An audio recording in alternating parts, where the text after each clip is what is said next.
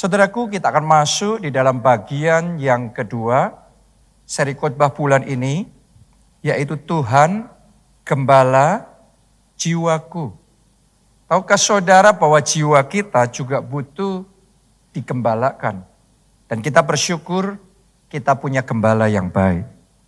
Dia yang selalu menuntun hidup kita, dia yang menggembalakan jiwa kita, dia yang membawa kita ke padang berumput hijau, ke air yang tenang untuk menyegarkan jiwa kita. Jadi saya berdoa sementara firman ini dibagikan pada saat ini, jiwa saudara disegarkan oleh Tuhan, dipulihkan oleh Tuhan, dan diberikan kekuatan yang baru. Amin. Nah, di dalam bagian yang kedua ini, judul firman Tuhan yang saya mau bagikan adalah tidak kalah dengan lelah. Ada banyak orang yang hari-hari ini sedang struggle, bergumul dengan yang namanya lelah. Are you tired? Dalam hidupmu, apakah saudara sedang lelah? Ada banyak orang sedang mengalami kelelahan. Ada ibu rumah tangga yang mengalami kelelahan. Ada pengusaha-pengusaha profesional yang sedang lelah. Bahkan pelayan Tuhan, ketua kelompok sel, pendeta pun bisa lelah, capek, ngadepin banyak hal. Sukses, tapi lelah. Lebih parah lagi, gagal, lebih lelah lagi. Kalau lelah tapi paling tidak masih ada suksesnya, ada kemenangannya ya oke lah. Tapi kadang-kadang dalam hidup kita ngalami pukulan, kita ngalami kekalahan, kemunduran.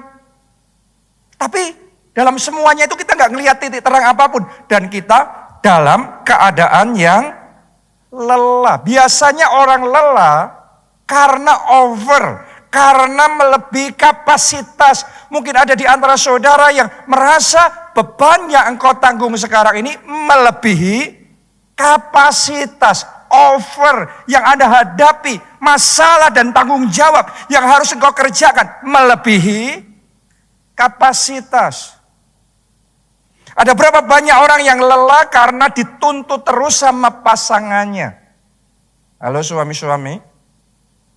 Berapa banyak suami yang capek karena dituntut terus sama istri. Sebaliknya juga sama loh. Istri-istri capek karena dituntut terus sama suami. Ada berapa banyak orang yang lelah sama tubuhnya sendiri karena harus bolak-balik ke dokter, periksa ini, cek itu, gak habis-habis. Dan kita bergumul dengan keadaan kesehatan kita sampai di satu titik capek. Sebagian orang lagi lelahnya karena sekarang harus berurusan dengan debt collector, dengan pinjol, yang mana ini sudah masuknya ke segala segmen masyarakat, merajalela kemana-mana. Dan banyak orang dalam keadaan yang sangat capek. Kita bergumul sama masalah, kita berusaha mengatasi masalah, tapi mentok, nggak ada jalan keluar. Kita coba ini, coba itu, dan kita nggak tahu sampai kapan masalah kita bakal ada jalan keluar. Kalau kita disuruh berjuang ya nggak apa-apa, tapi ada time frame, ada kejelasan kapan kita bisa berjuang, kapan ini semua bisa selesai. Masalahnya kita tidak tahu, akibatnya banyak orang lelah. Dan kalau sudah lelah sampai jangka panjang, akhirnya jadinya burnout. Burnout itu bahasa Inggrisnya saudaraku ya, kayak hangus, kayak terbakar. Kayak intinya bahasa Indonesia habis. Secara emosi, secara mental, banyak orang dalam keadaan yang burnout, banyak orang dalam keadaan yang habis-habisan. Dan seringkali kalau sudah kayak gitu, kita ngalami penurunan performa. Padahal saudara seorang high achiever. Tapi saudara sekarang bisa merasakan kecepatanmu nggak sama lagi seperti dulu. Kayak komputer itu ya, atau handphone kita kalau kebanyakan dipakai, akhirnya loadingnya jadi lambat, lola. Mungkin saudara juga sedang ngerasain, biasanya otak saudara bekerjanya cepat, mikirnya cepat, tapi sekarang jadi lola. Ada berapa banyak orang yang biasanya bekerjanya excellent, Tapi sekarang ngalami penurunan. Kok banyak salahnya? Ngambil keputusannya banyak ngacaunya. Kita menyadari ada sesuatu yang salah dalam diri kita. Performa kita nggak sama seperti yang sebelumnya. Gampang capek, gampang marah. Akhirnya stres. Banyak orang dalam keadaan yang lelah. Tapi nggak peduli apapun itu yang sedang Anda alami hari ini. Saya berdoa jemaat keluarga Allah di tempat ini. Dan yang mengikuti secara online. Anda tidak kalah dengan lelah. Karena saudara punya Tuhan Gembala jiwa yang sanggup untuk menyegarkan dan memberikan kekuatan yang baru bagi jiwa saudara. Amin. Matius 9 ayat 36. Sudah perhatikan ini ayat. Melihat orang banyak itu, tergeraklah hati Yesus oleh belas kasihan kepada mereka. Karena mereka apa? Lelah dan terlantar seperti domba yang tidak bergembala. Sampai di situ pembacaan kita. Ternyata ada banyak orang pada waktu itu Tuhan lihat, Tuhan perhatikan dan keadaannya lelah, capek. Seperti domba yang tidak tergembala. Makanya dia sebagai gembala yang baik. Sebagai gembala agung bagi jiwa kita. Ditulis di sana, tergeraklah hati Yesus oleh belas kasihan. Itu nature-nya dia, hatinya dia. Kalau ngelihat orang lagi lelah, dia nggak malah marah-marahin, nuntut-nuntut. Kalau dia ngelihat kita lagi lelah, tergeraklah hatinya oleh belas kasihan. Doa saya hari ini, kita semua mengalami belas kasihan yang daripada Tuhan. Kita semua mengalami anugerah yang daripada Tuhan. Kita semua mengalami kasih karunia yang daripada Tuhan. Dalam keadaan kita masing-masing. Mari kita buka hati kita supaya kita mengalami gembala jiwa secara pribadi dalam hidup kita. Bukan cuma tahu Tuhan gembala jiwa, tapi secara pribadi ketika kita lagi lelah, ketika kita lagi capek. Tapi kita ngalami bagaimana Tuhan menggembalakan jiwa kita. Bagaimana Tuhan menyegarkan jiwa kita. Bagaimana Tuhan memberikan kekuatan yang baru kepada kita. Dan doa saya mulai dari sejak saat ini, kekuatan itu mulai mengalir di dalam jiwa saudara. Kekuatan yang dari atas mulai masuk di dalam hati saudara. Menyegarkan, memulihkan, membangkitkan. Oh, saya berdoa nanti kita selesai ibadah ini wajah kita berubah semuanya jadi wajah orang-orang yang sudah disegarkan dan dipulihkan dan dikuatkan oleh Tuhan. Amin. Nah, karena itu mari kita buka hati kita dan kita doa, kita minta sama Tuhan gembala jiwa kita itu supaya Dia menjamah jiwa kita. Tapi sebelum dari itu saudaraku, mari kita lihat ya. 5 ciri kalau orang sedang mengalami kelelahan. Kita akan belajar dari seorang pribadi, seorang nabi yang dicatat dalam Alkitab namanya Elia. Ternyata dia juga sempat mengalami kelelahan. Yakobus 5 ayat yang ke-17. Elia adalah manusia biasa sama seperti kita. Dan ia telah bersungguh-sungguh berdoa supaya hujan jangan turun. Dan hujan pun tidak turun di bumi selama 3 tahun dan 6 bulan. Ayat ini biasanya dipakai di dalam khotbah-khotbah untuk kita bisa belajar bahwa sekalipun Elia manusia biasa, tetapi karena dia percaya sama Tuhan dan dia sungguh-sungguh berdoa, maka mujizat besar bisa terjadi. Artinya Elia seorang nabi yang diurapi. Yang setuju boleh katakan amin. Ini nabi hebat, nabi yang diurapi, nabi yang doanya penuh kuasa, doanya penuh mujizat. Dan kebanyakan orang Kristen berpikir kalau nabi levelnya sudah di level itu, pasti Superman. Ada banyak orang berpikir kalau hamba Tuhan pendeta itu Superman.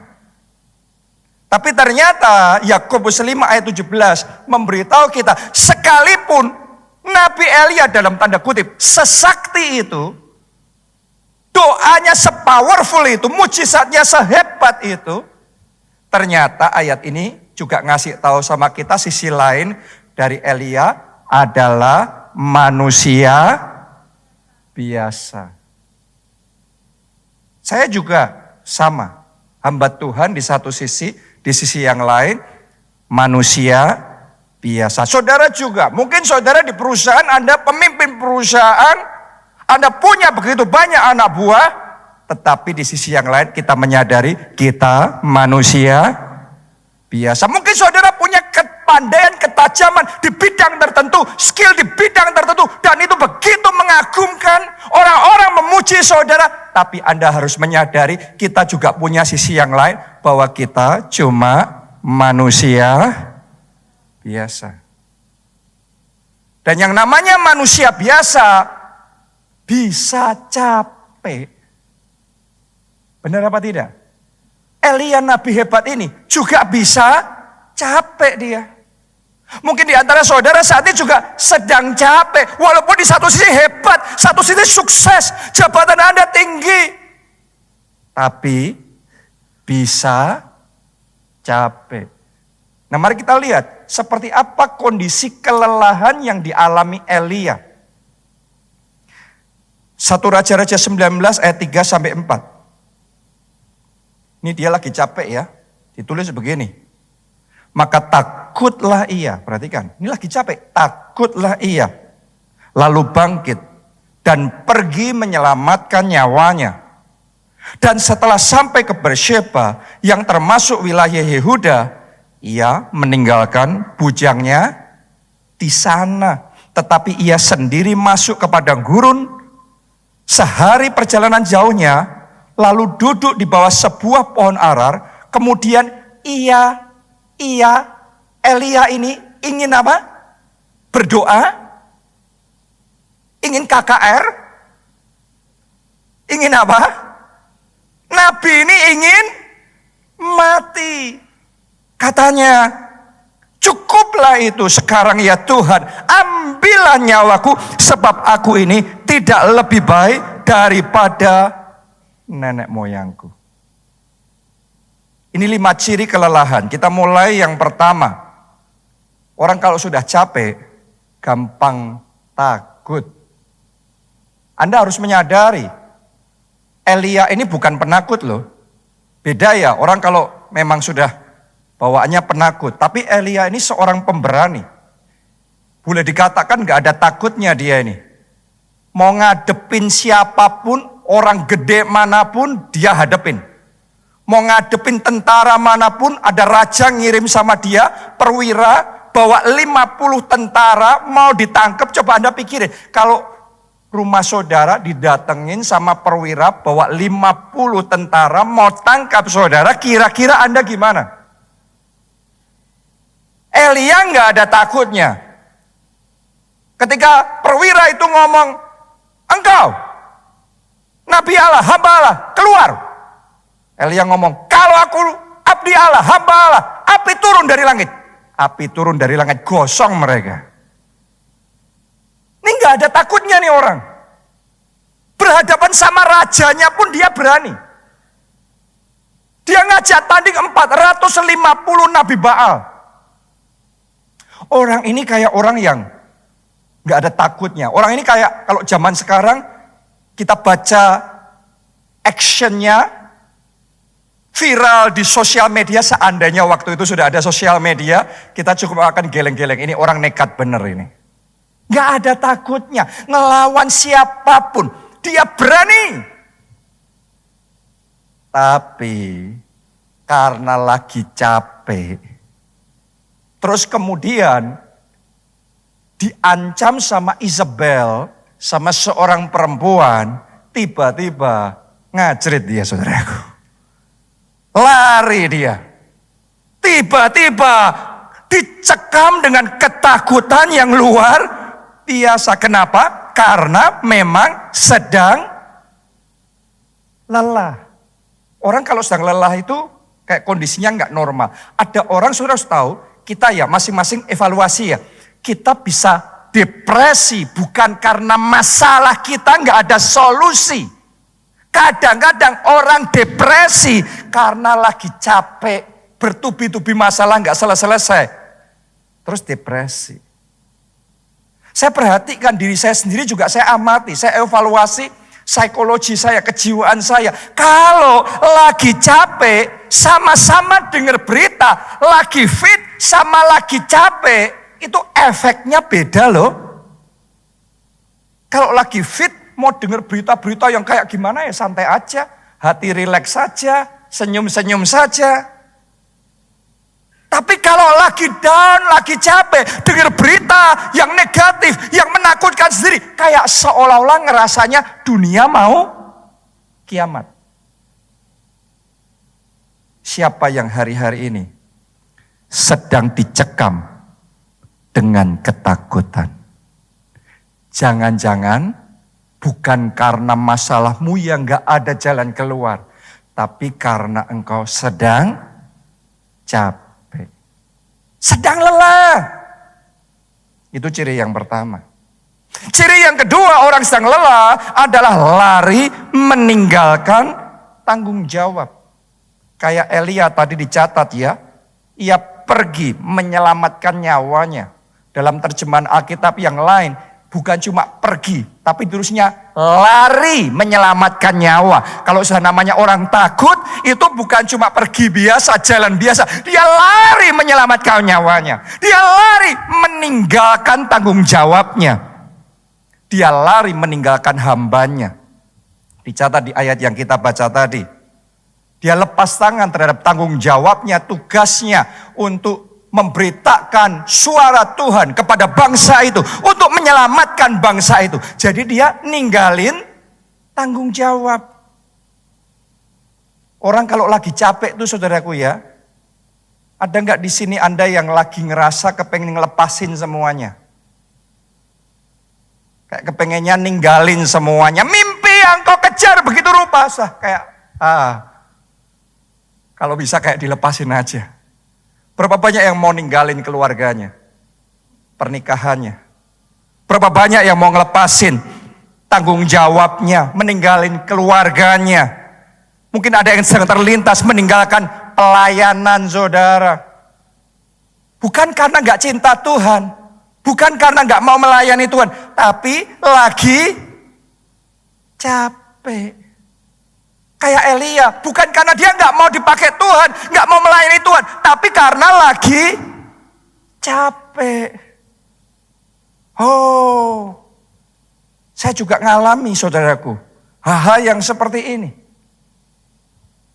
Sejak sekitar Agustus 2022, sampai dengan sekarang, tanggung jawab saya itu naik drastis, berlipat kali ganda karena saya diminta oleh Pak Obaja untuk juga take over gereja kita di Solo dan juga di semua kota yang lain secara global untuk handle secara keseluruhan. Bukan cuma tanggung jawab pelayanan, tetapi ada begitu banyak tanggung jawab yang lain, pembangunan, KACT dan lain sebagainya, yang itu membuat tiba-tiba tanggung jawab itu berlipat kali ganda dengan dahsyat. Dan saya berusaha untuk mencurahkan semua waktu, tenaga, pikiran untuk nyelesain itu. Tapi saya ngerasa gak peduli berapapun banyak waktu dari pagi sampai malam, saya kerahkan untuk nyelesain setiap checklistnya, setiap hal yang saya harus kerjain. 1 diselesain, 10 baru muncul. Gak peduli saya berusaha delegasiin seberapapun banyaknya. Tugas yang datang akan berlipat kali ganda, jauh lebih banyak. Bukan gak delegasi, delegasi sudah berusaha semaksimal mungkin. Tetapi tanggung jawabnya jauh lebih banyak. Sampai di satu titik sempat juga ngerasanya capek. Kalau sudah capek, psikologi manusia, kejiwaan manusia itu wajar muncul saudaraku, rasanya sudah lepasin aja semuanya. Tapi di sisi yang lain, saya juga sadar ada tanggung jawab ini yang harus saya selesaikan. Jadi kayak conflicting one another. Kayak ada satu perasaan yang konflik satu dengan yang lain. Mungkin Anda juga mengalami hal yang sama. Anda rasanya pengen ninggalin keluarga, ninggalin pernikahan, ninggalin pekerjaan, ninggalin pelayanan. Tapi di sisi yang lain juga ngerasa bersalah. Di sisi yang lain masih ngerasa ada rasa tanggung jawab. Manusia kok saudaraku, Elia juga sama ngalami itu. Tapi Elia ngalami perjumpaan dengan gembala jiwanya. Saya juga ngalami perjumpaan dengan gembala jiwa kita. Dan kalau hari ini saudara ngalami perjumpaan dengan gembala jiwamu, dengarkan baik-baik, dia gembala yang baik. Kita takkan kekurangan. Dia akan membawa kita ke padang berumput hijau, ke air yang tenang, menyegarkan jiwa kita. Oh, biarlah jiwamu disegarkan oleh Tuhan. Biarlah air kesegaran itu datang dalam hidup saudara. Biarlah kekuatan yang baru ditambahkan dalam hidup saudara. Biarlah stamina yang baru diberikan dalam hidup saudara. Biarlah iman yang baru dibangkitkan dalam hati saudara. Tepuk tangannya mulai yang paling meriah buat Tuhan kita. Amin. Itu yang kedua. Yang ketiga, ciri orang sedang capek itu tidak bisa berpikir jernih, perencanaannya jadi buruk, dan kalau ngambil keputusan salah. Padahal biasanya keputusannya tepat, tapi sekarang salah terus. Siapa yang sekarang seringkali kok salah lagi, langkahnya salah lagi, ngomongnya salah lagi. Jangan-jangan bukan gak pinter, tapi lagi capek, jiwanya lagi lelah, capek, exhausted, mentally, secara mental, secara emosi lagi capek. Capek tubuh, tidur sebentar selesai. Tapi capek hati, capek jiwa, capek emosi, ini butuh lebih. Dan sebagian orang seperti kayak Elia, ketika dia lagi lelah dan ketakutan, dia panik, dia melarikan diri. Tapi namanya orang lagi kondisinya nggak wajar ya. Melarikan dirinya salah lagi. Ke padang gurun. Coba Anda renungkan. Padang gurun itu tempat yang berbahaya. Apalagi kalau kita ke sana dalam kondisi yang tidak siap, terburu-buru, nggak ready. Di zaman sekarang aja kita bacakan berita-berita di Timur Tengah sana, karena panasnya luar biasa, banyak orang mati, ambruk di tengah jalan. Karena kepanasan, ekstrim panasnya. Dan juga ancaman-ancaman yang lain yang Elia harus hadapi pada zaman itu. Jadi Elia ngambil langkah yang salah, keputusan yang salah, karena lagi lelah. Saya mau ngomong sama saudara, kalau Anda lagi lelah jiwamu, lelah pikiranmu, lelah hatimu, jangan buru-buru ambil keputusan. Banyak salahnya, 99% salah. Keputusan yang diambil saat kita lagi lelah jiwa, itu salah. Ada berapa banyak orang karena capek, ya sudah, resign aja dari pekerjaan. Padahal Anda belum ready apa-apa. Lah setelah resign nanti anak istri saudara makan apa? Hanya karena marah, hanya karena jengkel. Langkahnya jadi salah, kacau balau semuanya. Akhirnya menyesal, akhirnya lebih berantakan lagi. Berapa banyak orang karena lagi lelah, sudah ngambil keputusan, cerai saja. Saudaraku, kadang-kadang kita ambil keputusan karena frustrasi, lelah hati. No. Kita nggak ambil keputusan ketika jiwa kita sedang lelah. Para pelayan Tuhan, berapa banyak yang ambil keputusan, tinggalin pelayanan, bubarin kelompok sel, karena lagi lelah. Jadi hari ini saya ingin ajak saudara, untuk menerima firman Tuhan ini dalam tinggal tenang dan percaya. Disitulah letak kekuatan kita. Oh, hari ini Anda diberikan kekuatan dan anugerah oleh Tuhan untuk tinggal tenang dan percaya. Tidak panik, tidak buru-buru ambil keputusan, tidak mengambil langkah yang sama, tetapi Anda tinggal tenang dan percaya. Dan ketika kita tinggal tenang percaya, di situ Tuhan bertindak bagi kita. Amin. Sementara Anda dengar firman Tuhan, buka hatimu. Karena saya tahu dan saya merasakan saat ini bahkan kekuatan itu sedang mengalir.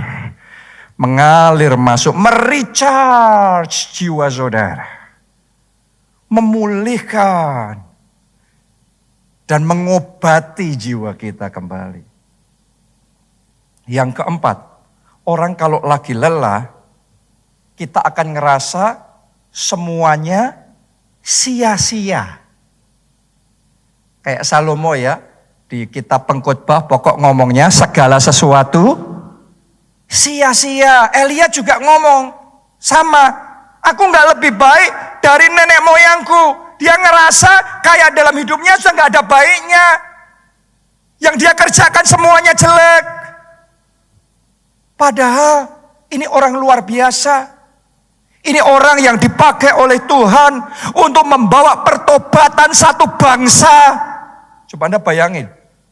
Jadi berkat buat satu orang saja sudah hebat. Ini jadi berkat buat satu bangsa. Untuk melakukan mujizat-mujizat yang spektakuler. Tapi dia ngerasa semuanya sia-sia. Jangan-jangan saudara ngerasa kayak semuanya jelek dalam hidupmu, gak ada baik-baiknya sama sekali. Sia-sia semua yang engkau kerjakan, engkau perjuangkan buat keluarga, dan semuanya sia-sia. Kadang-kadang kita ngerasa gitu bukan karena gak ada baiknya hidup kita ini. Kadang-kadang kita ngerasa kayak gitu hanya sebenarnya jiwa kita sedang lelah. Saya ketemu sama satu anak muda yang jiwanya sedang lelah, merasa hopeless. Seperti seolah-olah dirinya gak tertolong, gak ada harapan lagi, gak bisa berbuat apa-apa, dan semuanya jelek. Padahal hidupnya begitu banyak hal yang baik, begitu banyak hal yang indah. Tapi orang itu gak bisa ngelihat yang baik dan indah, seringkali susah banget ngelihat itu kalau jiwa kita lagi lelah. Jangan-jangan kau ngerasa hidupmu semuanya jelek, pekerjaan jelek, keluarga jelek, karir jelek, situasi kondisi jelek. Karena jiwamu lelah, bukan karena semuanya jelek. Jangan-jangan sementara Anda merasa semuanya jelek, tapi orang banyak, jutaan orang rela tukar posisi sama saudara.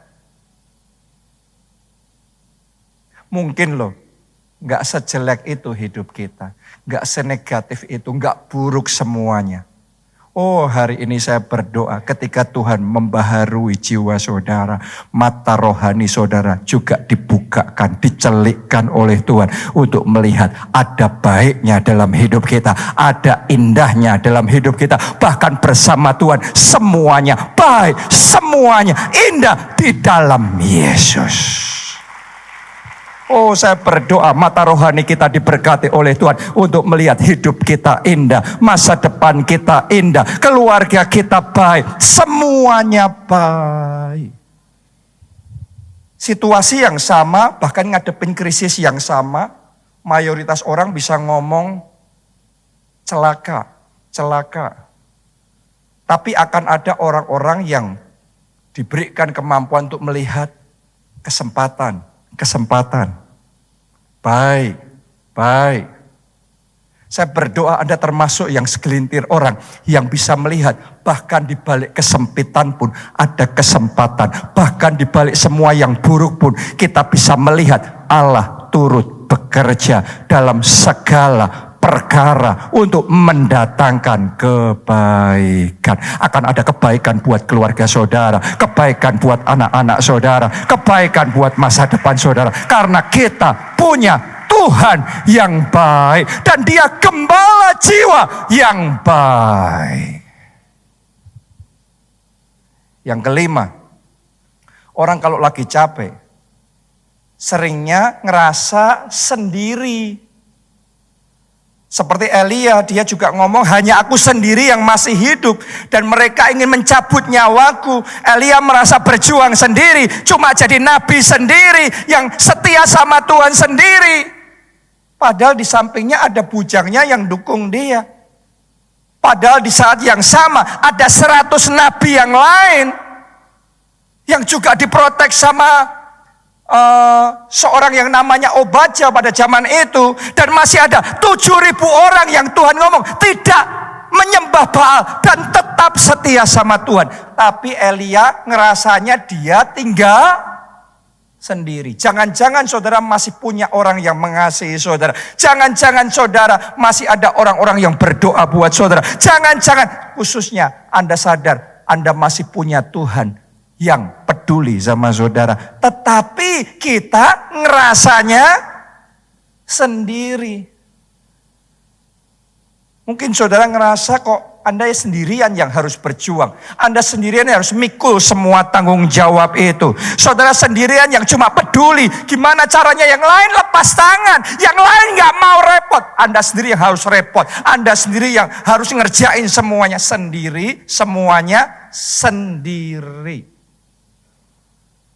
Hari ini saya mau ngomong sama saudara, sadarilah Anda tidak pernah sendiri.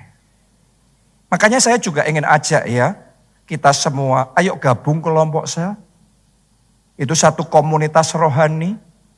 Di situ kita bisa saling mendoakan, saling menghibur, saling menguatkan sehingga kita tidak sendiri. Dan yang lebih penting lagi, mari kita sadari, kita punya Tuhan yang setia. Dia sahabat terbaik buat kita. Bahkan sekalipun kita tidak setia, Anda di tempat ini Anda gak sempurnakan. Mungkin saudara juga sudah buat salah lagi sama Tuhan. Tapi dengarkan baik-baik, Tuhan tidak membuang saudara. Tuhan tidak memotong saudara. Tuhan tetap setia. Dalam hidupmu Dia tetap setia. Amin. Dia gembala jiwa kita yang setia. Dan saat ini Tuhan mau mengubahkan kelelahan kita menjadi kekuatan. Saya percaya ini yang sedang terjadi saat ini. Kelelahan-kelelahan dalam jiwa kita dalam nama Yesus dirubah menjadi kekuatan. Kekuatan, kesegaran, kebangkitan di dalam jiwamu. Gimana caranya kita ngalami itu? Bagaimana caranya Tuhan memulihkan Elia? Ada 2 ya yang saya mau bagikan hari ini. Nomor 1, Tuhan memberikan Elia kesempatan untuk beristirahat. Namanya juga lagi capek, butuhnya apa? Istirahat. Coba kasih tahu kiri kanan. Beritahu kiri kanan saudara, kamu juga butuh istirahat loh. Butuh istirahat loh. Karena istirahat itu satu mekanisme yang diciptakan oleh Tuhan supaya baterai kita di-recharge lagi. Tadinya sudah capek, sekarang disegerin lagi. Kita baca yuk. 1 Raja-Raja 19 ayat yang ke-5a. Ditulis begini tentang Elia. Sesudah itu ia berkhotbah lagi. Kerja keras lagi. Tidak diragukan Elia ini seorang pekerja keras yang luar biasa. Tetapi untuk segala sesuatu ada waktunya. Ada waktu kerja keras, tapi juga ada waktu istirahat. Halo? Ditulis di sini, nabi besar, nabi yang diurapi ini, ia berbaring dan tidur di bawah pohon arar itu. Tahukah saudara, satu kunci pemulihan yang dialami oleh Elia adalah ketika dia bisa belajar beristirahat. Waktu dia tidur, di situ Tuhan pulihkan dia. Yesus pun juga butuh tidur loh. Masih ingat gak kisah itu? Saat badai mengamuk di perahu itu, semuanya panik. Yesus ngapain? Tidur. Kadang saat badai, yang Anda butuhkan apa?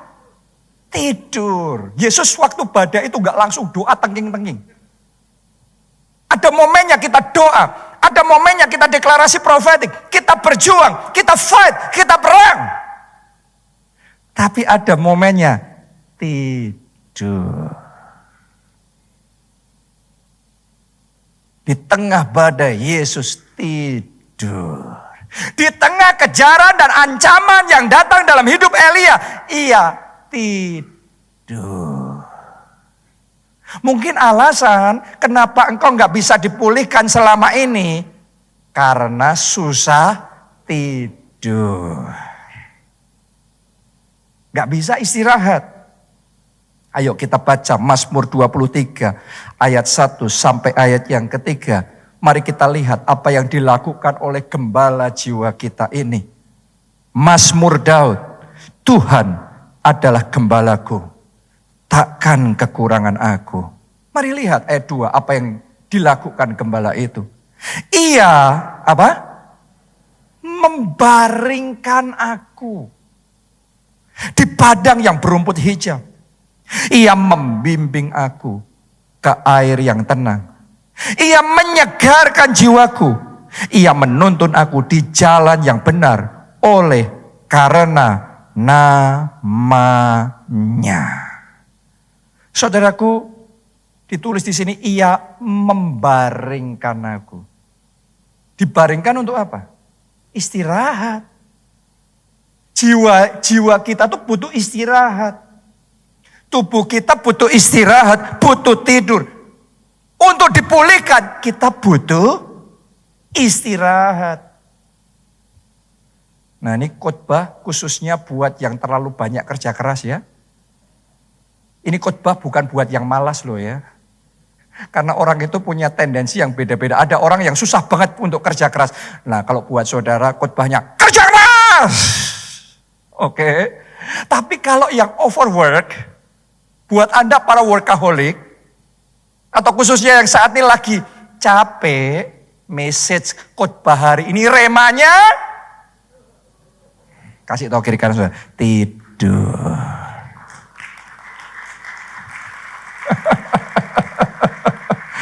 Haleluya. Mazmur 4 ayat yang ke-9. Dengan tentram, aku mau membaringkan diri. Lalu segera tidur. Wah, ini ayatnya tentang tidur banyak sekali hari ini. Sebab hanya Engkaulah ya Tuhan yang membiarkan aku diam dengan aman. Mazmur 3 ayat 6 sampai 7. Aku membaringkan diri. Lalu tidur. Aku bangun sebab Tuhan menopang aku. Aku tidak takut kepada puluhan ribu orang yang siap mengepung aku. Mungkin Anda punya puluhan ribu masalah yang lagi mengepung saudara. Puluhan ribu tantangan yang sedang bertubi-tubi mendatangi dan menyerang saudara. Tapi hari ini saya mau sampaikan satu pesan firman Tuhan buat kita semua. Dalam keadaan jiwa kita sedang lelah, belajar tidur. Belajar jiwanya beristirahat. Dan hari ini saya mau berdoa supaya dalam nama Tuhan Yesus, saudara semua yang di tempat ini, ada yang begitu secara online, diberi anugerah tidur nyenyak. Kasih tepuk tangan buat Tuhan kita, gembala jiwa kita. Itu anugerah yang kita butuhkan untuk memulihkan jiwa kita.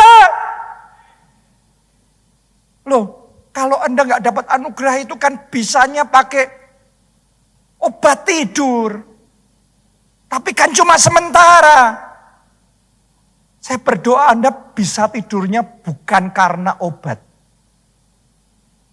Saya berdoa, terimalah anugerah yang dari Tuhan. Sehingga Anda diberikan kekuatan untuk bisa tidur. Tidurnya nikmat, tidurnya tenang, dan tidurnya enak. Dan doa saya ketika Anda tidur, Tuhan memulihkan kesehatan saudara, Tuhan menjernihkan pikiran saudara, Tuhan menenangkan hati saudara, Tuhan memulihkan kekuatan saudara, dan Tuhan membangkitkan iman saudara kembali. Jadi balik lagi, hari ini kalau ditanya nanti, khotbahnya tadi apa? Yang kamu lakuin waktu dengar khotbah apa? Wah, jangan.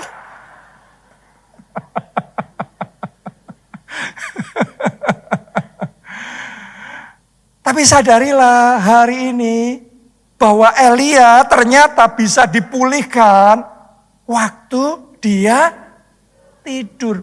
Kadang kan kita dengar kutipan ini quotes. Do the best and let God do the rest. Artinya mari lakukan bagian kita yang terbaik. Maka selebihnya, rest selebihnya Tuhan yang akan kerjakan.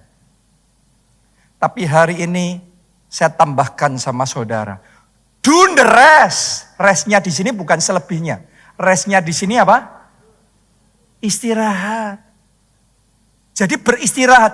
Do the rest and let God do the best. Oh, lebih meriah lagi buat Tuhan kita gembala jiwa kita. Karena dia yang berkata, duduklah di sebelah kananku sampai ku buat musuh-musuhmu jadi tumpuan kakimu. Justru saat kita itu ya, orang tuh lihat Tuhan Yesus ya, di tengah badai dia bisa tidur. Karena dia percaya. Everything will be alright. Orang gak bisa tidur tuh seringkali karena khawatir. Nanti ininya gimana, itunya gimana. Kalau sampai ini gimana, itu gimana. Banyak pikiran kan? Ayo belajar di tengah semua yang sedang kau hadapi sekarang. Belajar percaya God is in control. Tuhan yang pegang kendali. Tuhan yang pasti bertindak. Tuhan yang turut campur dalam hidup kita. Dan dia yang akan memberikan yang terbaik untuk hidup kita. Kita percaya. Kalau kita percaya, bisa tidur.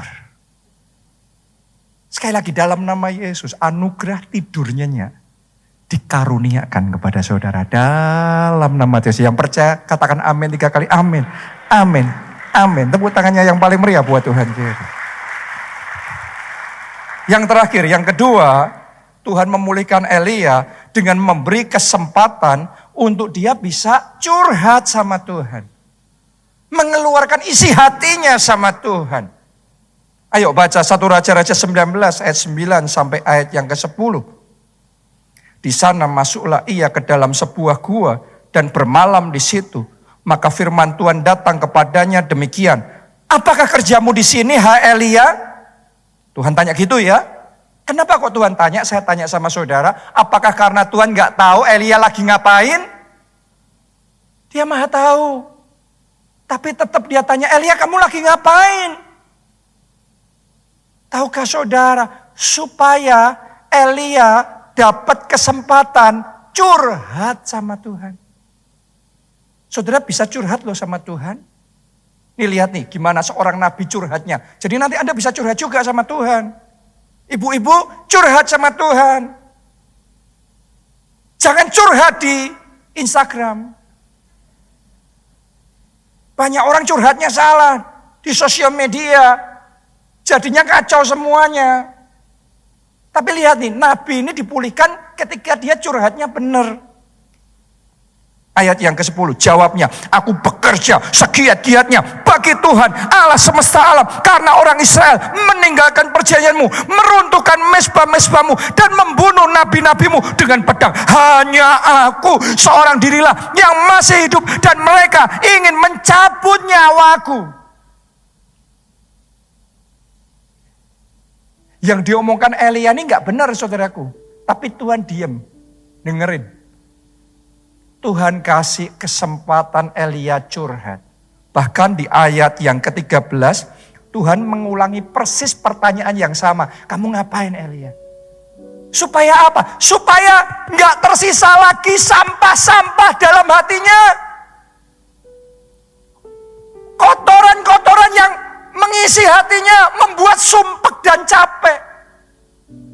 Mesti dikeluarin semuanya. Keluarin semuanya. Dan sementara sampah-sampah itu dikeluarkan semuanya, unek-unek dikeluarkan semuanya. Sekarang jiwanya ready menerima anugerah yang dari Tuhan. Menerima damai sejahtera yang dari Tuhan. Menerima kekuatan yang baru dari Tuhan. Dan di saat itulah dia dipulihkan.